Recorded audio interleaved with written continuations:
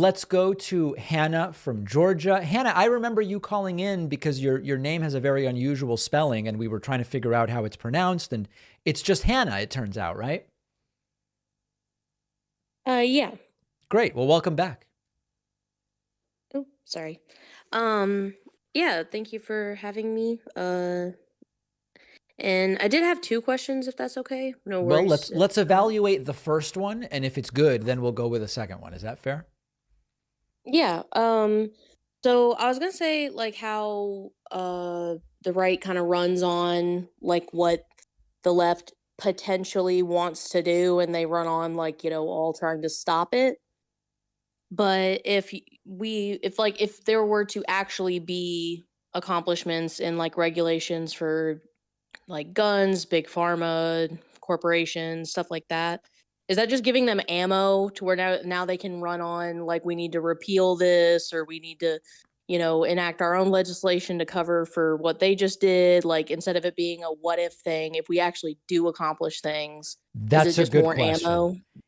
I think that if so, what you're essentially saying is, should the left forego doing good things because it gives the right ammunition to run on repealing those things? I think No, well, not that they shouldn't do it, but no, just no, like, do or you that think it's a that would be the problem. right's reaction to it? It absolutely would. And that's okay. I mean, it absolutely would be the right's reaction, but that doesn't mean that the left shouldn't pursue policies that make sense and are good for people. But yeah, without a Oh yeah, doubt, for that would be the sure. reaction. Yeah. And did you want the second question? Sure. I think the first one was good enough to get a second question.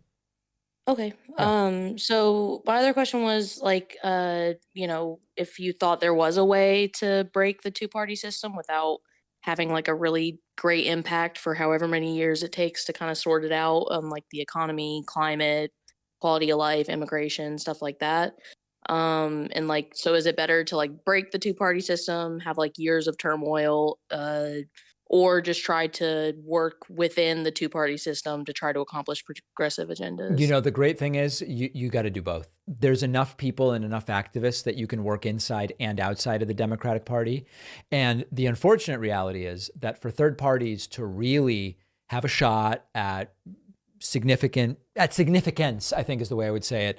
I've listed the things that have to change. We need to go to public financing of elections. We need to go to some version of ranked choice or transferable voting. There's all these different things that have to be done. And we have to work on that. But if you just do that, then you accomplish nothing in the meantime. So you've got to do, it's cliched, but they call it an inside outside strategy. And you've got to work inside the Democratic Party to make it as progressive as we can.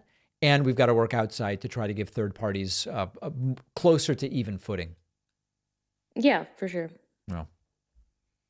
All right. Well, Hannah, great to hear from you again. I appreciate the call. Yeah, thank you. All right. There goes Hannah from Georgia.